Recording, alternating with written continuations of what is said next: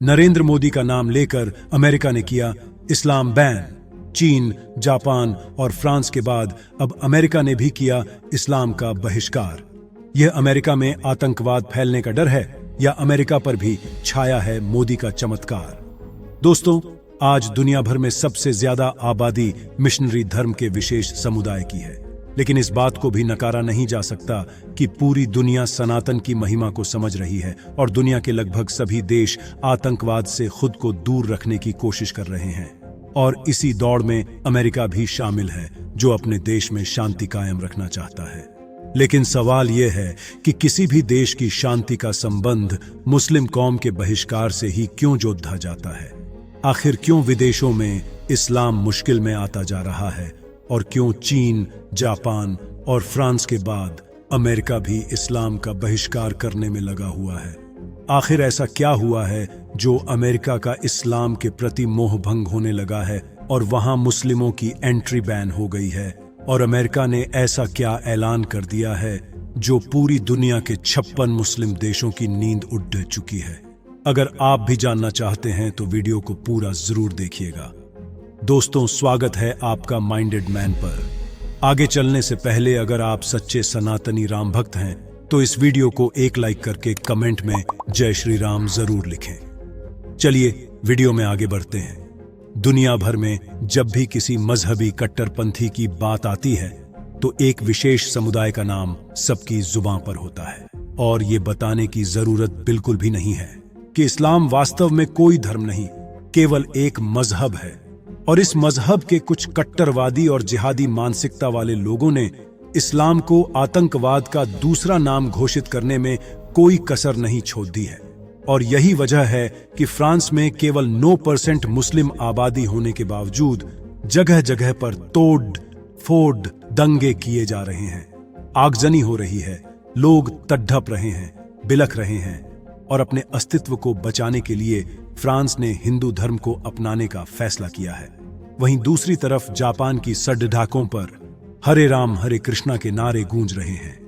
Japan के लोगों को गायत्री मंत्र और पंचाक्षरी मंत्र मुहज़्ज़बानी रटे हुए हैं, और चीन में भी मुसलमानों की आन बान और शान खतरे में है। चीन भी लगातार अपने देश से मुसलमानों का अस्तित्व मिटाने की पुरजोर कोशिशों में लगा हुआ है। और अब अमेरिका ने भी एक बड़ा फैसला लिया है और अपने देश में मुस्लिम शरणार्थियों के आने पर रोकबंदी लगा दी है। तो हैरानी की बात है कि एक वक्त तक जो देश बाहर से आए हुए मुस्लिमों को शरण देने के लिए उदारवादी बने हुए थे, आज वही खुद को इस छवि से बाहर निकालना चाहते हैं और धर्मनिरपेक्षता से बाहर हटकर इस्लाम के खिलाफ आवाज उठा रहे हैं। वहीं अगर बात केवल अमेरिका की हो तो दोस्तों, यह बात जग जाहिर है कि नरेंद्र मोदी के प्रधानमंत्री बनने के बाद अमेरिका और भारत की दोस्ती लगातार गहरी होती जा रही है। और पिछली बार जब भारत के प्रधानमंत्री श्री नरेंद्र मोदी जी ने अमेरिका का दौरा किया था तो अमेरिका ने भारत को दूसरी, तीसरी शताब्दी से लेकर 18वीं से 19वीं शताब्दी तक के कुछ अवशेष सौंपे थे जो अमेरिका में हिंदू धर्म की प्राचीनता का प्रमाण देते हैं।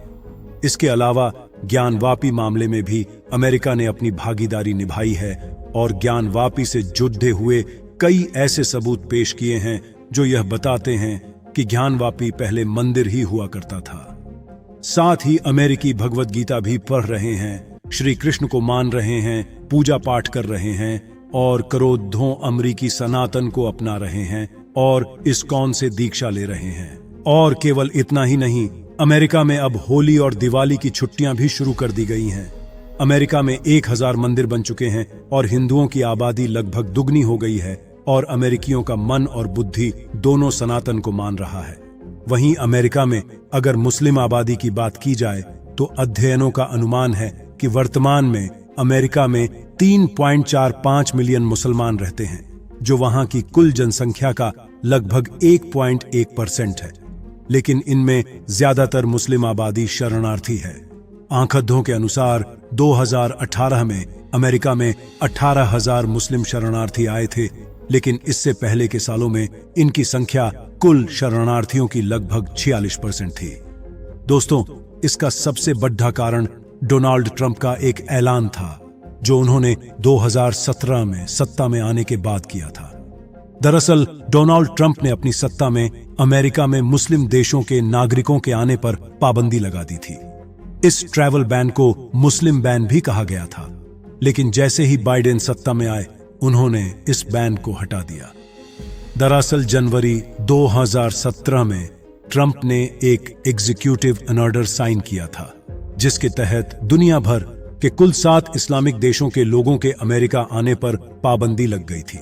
हालांकि यह बैन 90 दिनों के लिए था, लेकिन इस बैन इनको लगाने का कारण अमेरिका को आतंकवाद से दूर रखना था, जिसके चलते अमेरिका में सीरिया से शरणार्थियों के आने पर पूरी तरह से पाबंदी लग गई, जबकि Iran, Libya, Somalia, Yemen, Iraq और सूडान से रिफ्यूजियों के आने पर 120 दिन की रोक लगा दी गई थी। लेकिन यह पाबंदी यहीं नहीं रुकी। कुछ ही महीनों बाद ट्रंप ने दूसरा एग्जीक्यूटिव ऑर्डर निकाला था, जिसके तहत इराक को लिस्ट से हटा दिया गया।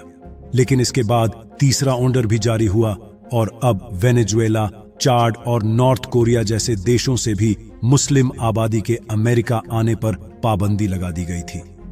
विरोधियों ने इस पर काफी हल्ला और हुड़दंग भी किया था और उनका तर्क था कि अमेरिका जैसे ताकतवर देश में आतंक से जूझते देशों के लोग शरण लेते रहे हैं। ऐसे में इस तरह का बैन लाखों शरणार्थियों को मौत के मुंह में झोंकने जैसा साबित हो रहा है और साथ ही पढ़ाई के लिए भी लोग अमेरिका नहीं आ पा रहे हैं। इसके अलावा सोमालिया, सूडान और यमन जैसे मुल्कों के जो नागरिक अस्थायी तौर पर अमेरिका में शरण लेते थे, इस बैन के चलते उन पर भी पाबंदी लगा दी गई थी। लेकिन बाइडेन के आते ही एक एग्जीक्यूटिव ऑर्डर पर साइन करके इस ट्रैवल बैन को खत्म कर दिया। लेकिन अब बाकी देशों में आतंकवाद जैसे माहौल को देखते हुए अमेरिका की जनता भी चिंता में है। और अब जब अमेरिका में दोबारा चुनावी माहौल बना हुआ है, तो ट्रंप अपने समर्थकों को लुभाने के लिए एक बार फिर इस बैन की बात कर रहे हैं। डोनाल्ड ट्रंप ने चुनावी प्रचार के दौरान भी अमेरिकी जनता की इसी नब्ज पर हाथ रखा है। जग जाहिर है कि लगभग 1 दशक अमेरिका मुस्लिम शरणार्थियों के तेजी से बढ़ने की शिकायत कर रहा है और लगातार अमेरिका से इस्लामोफोबिया की घटनाएं सुनाई देने लगी हैं। तो ट्रंप ने एक बार फिर ऐलान किया है कि अगर वे चुनाव जीतते हैं तो वह फिर से कई मुस्लिम देशों की एंट्री अमेरिका में बैन कर देंगे। खैर, अमेरिका में मुस्लिम आबादी कम हो या ना हो, वहां सनातनी आबादी लगातार बढ़ रही है। रिपोर्ट्स बताती हैं कि अमेरिका में लगभग 50 लाख हिंदू आबादी रहती है, जिसमें से 30 लाख लोग भारतीय हिंदू हैं। और बीते कुछ सालों में अमेरिकी राजनीति से लेकर बिजनेस में भी भारतीयों ने अपनी अच्छी खासी भूमिका निभाई है। और इतना ही नहीं, अमेरिकी टेक्नोलॉजी से लेकर स्कूल, फाइनेंस और कल्चर में भी हिंदुओं का दबदबा अच्छा खासा रहा है। वहीं अमेरिकी कंप्यूटर साइंस, स्टेट मैनेजमेंट और हेल्थ केयर में भी भारतीयों ने अपना अच्छा खासा योगदान दिया है। और गूगल, अमेज़न जैसी बड़ी कंपनी के सीईओ भी भारतीय मूल के ही निवासी हैं। और केवल इतना ही नहीं, भारतीयों ने अपनी संस्कृति का अच्छा खासा प्रभाव भी अमेरिकियों पर छोड़ा है। तभी तो अमेरिका में योग मेडिटेशन भी जोरों पर है। तो क्या यह नरेंद्र मोदी का मैजिक है और क्या भारत के प्रधानमंत्री की संगत में रहकर अमेरिका भी जल्द ही सनातनी देश बनने वाला है? और क्या आपको लगता है कि अगर इस बार भी भारत के चुनाव में नरेंद्र मोदी ही प्रधानमंत्री बनेंगे, तो क्या अमेरिका और भारत की दोस्ती विदेश में सनातन के झंडे गाड़ने में कामयाब हो पाएगी? दोस्तों, कमेंट के माध्यम से अपनी राय जरूर दें। वीडियो को एक लाइक करके अपने सभी दोस्तों को व्हाट्सएप के माध्यम से वीडियो शेयर जरूर करें और सनातन धर्म से जुड़े ऐसे ही रोचक वीडियो देखते रहने के लिए माइंडेड मैन यूट्यूब चैनल को भी सब्सक्राइब करें। धन्यवाद।